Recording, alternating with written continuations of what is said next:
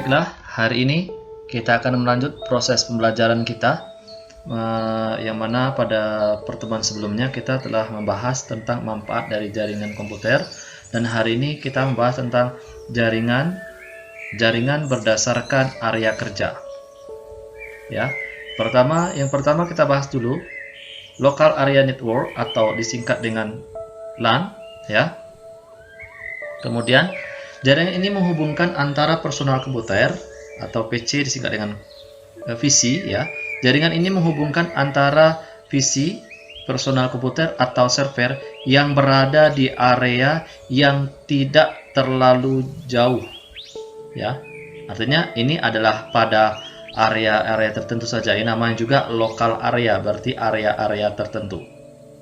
Ya. Dari sini seperti contohnya kita bikin seperti ini di dalam gedung, atau suatu area bangunan dengan radius maksimum dia 10 km. Pada jaringan lokal ini, kecepatan pengirim data relatif tinggi, yaitu antara 1 sampai 100 Mbps. Nah, gitu. Nah, kemudian ini adalah bentuknya. Ini ya, ini contohnya, ini adalah VC komputer.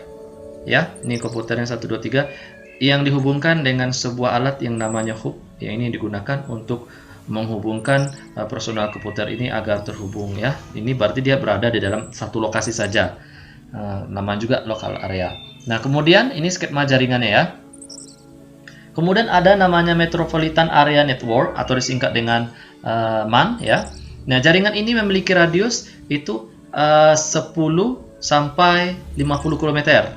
Ini MAN merupakan pilihan untuk membangun jaringan komputer antar kantor dalam suatu kota dengan kecepatan transmisi antara 45 sampai 600 Mbps. Berarti antar kota. Nah, ini contohnya. Nah, ya. Ini adalah skema jaringan MAN. Dan misalkan ini sebuah jaringan, ini VC, ya. Nah, dihubungkan ini gedung 1 misalkan. Gedung 1 menggunakan hub, gedung 2, gedung 3, gedung 4. Nah, itu dia. Ini adalah untuk Metropolitan Area Network. Nah, kemudian ada yang namanya Wide Area Network atau singkatannya WAN.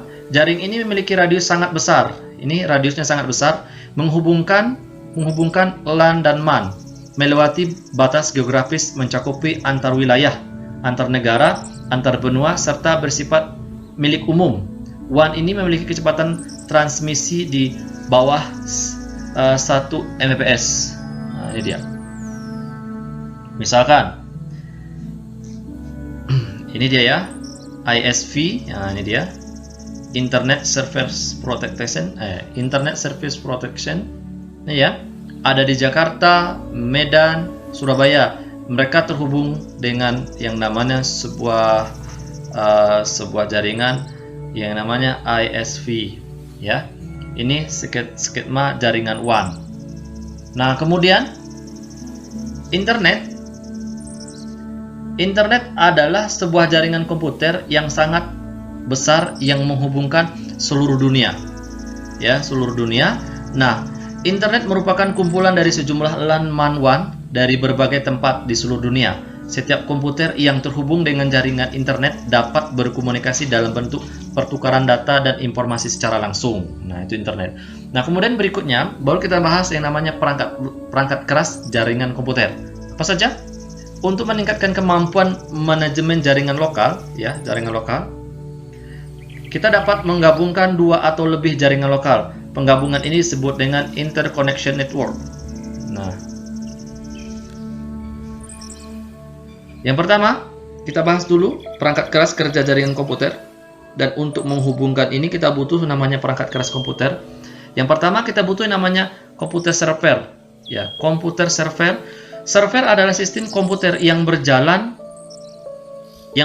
terus-menerus di jaringan dengan tugas untuk melayani komputer klien dalam jaringan. Secara fisik, server hampir serupa dengan komputer pada umumnya. Perbedaannya antara server dan komputer umum itu, komputer umumnya yaitu pada umumnya lebih terletak pada software yang digunakan saja gitu. Nah, kemudian ada yang namanya client. Client ini ibaratnya itu sebuah komputer. Client adalah komputer yang digunakan untuk melakukan pengolahan data yang diambil dari komputer server. Komputer client menerima pelayanan dari komputer server, itu kata kuncinya. Client ini dia menerima pelayanan dari komputer server. Nah, kemudian ini bentuknya ya. Bentuk komputer server dan kliennya. Ini komputer server dihubungkan dengan sebuah hub, dan ini namanya komputer client. Kliennya ini dia kliennya. Nah, jadi server ini menggunakan hub ini bisa terhubung. Jadi klien ini mengolah data, nanti server utama ini ada digunakan untuk melakukan pengolahan data di kliennya, dan server ini menerimanya. Kemudian 3, LAN card. LAN card adalah kartu jaringan yang berupa papan elektronik yang akan dipasang pada setiap komputer yang terhubung pada jaringan atau baik server maupun klien. Saat ini banyak sekali jenis jaringan, akan tetapi ada beberapa yang perlu kita ketahui dari kartu jaringan, seperti tipe kartunya, jenis protokol, dan tipe kabel yang didukungnya. Itu aja. Ini contohnya papan yang namanya LAN card. Nah, ini dia bentuk papan LAN cardnya ya. Nah, kemudian ada namanya hub. Hub adalah suatu perangkat yang memiliki banyak port. Hub berfungsi untuk menghubungkan komputer server ke beberapa komputer klien, sehingga akan membentuk suatu jaringan dengan topologi star. Pada jaringan yang umum, sebuah port akan menghubungkan hub dengan komputer server, sementara port yang lain digunakan untuk menghubungkan hub dengan beberapa komputer klien. Ini contohnya nih. Ini namanya hub, ini dia. Inilah namanya itu hub. Dia ini bisa menghubungkan antara komputer klien dengan servernya. Nah, hub memiliki banyak port, ini dia. Kadang-kala itu ada lebih dari 10. Ini 1, 2, 3, 4, 5, 6, 7, 8. Ada lebih banyak dari ini lagi, ya.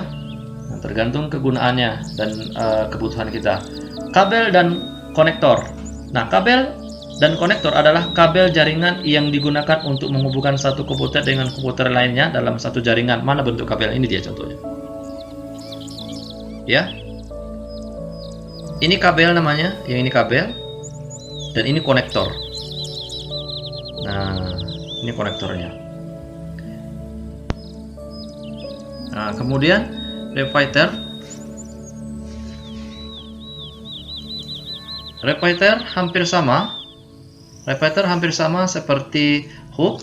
Repeater merupakan alat sederhana yang berfungsi untuk memperbaiki dan memperkuat sinyal yang melewatinya. Dua subjaringan yang dihubungkan oleh perangkat ini memiliki protokol yang sama dengan jarak yang berjauhan, sehingga komunikasi di antara kedua jaringan tersebut dapat berlangsung dengan baik. Jadi ini digunakan untuk alat sederhana yang berfungsi untuk memperbaiki atau memperkuat sinyal. Jadi kalau sinyal kita lemah, maka kita butuh ini dia. Ini alatnya, contoh alatnya nih. Jadi ini digunakan untuk memperkuat sinyal WiFi atau jaringan yang kita gunakan, ya. Kemudian bridge jembatan. Suatu bridge atau jembatan sesuai dengan namanya berfungsi untuk menghubungkan beberapa jaringan yang terpisah, baik jaringan yang sama maupun berbeda. Nah, seperti ini dia. Ini gambarnya. Nah, kemudian router. Cara kerja router mirip dengan bridge. Perbedaannya, router adalah penyaring atau filter lalu lintas data. Penyaringan dilakukan dengan menggunakan protokol tertentu. Mana dia routernya? Ini dia bentuknya ya. Nah, kemudian ada namanya gateway. Gateway itu apa? Gateway digunakan untuk interkoneksi jaringan di mana masing-masing jaringan memiliki arsitektur yang sangat berbeda. Banyak protokol komunikasi menyebabkan dibutuhkannya gateway dalam suatu jaringan. Gateway menerjemahkan protokol sehingga menjadi kompatibel, cocok agar komunikasi data di jaringan dapat bekerja dengan baik. Ini contohnya. Ini gateway-nya. Dan kemudian pada interconnection network, komputer di client terhubung ke komputer server melalui hub menggunakan kabel dan konektor. Kemudian agar komunikasi data jaringan yang lebih besar, internet, berjalan dengan baik, maka diperlukan gateway dan router. koneksi ke internet server provider akan menghubungkan jaringan tersebut ke internet seperti yang ditunjukkan pada gambar ini.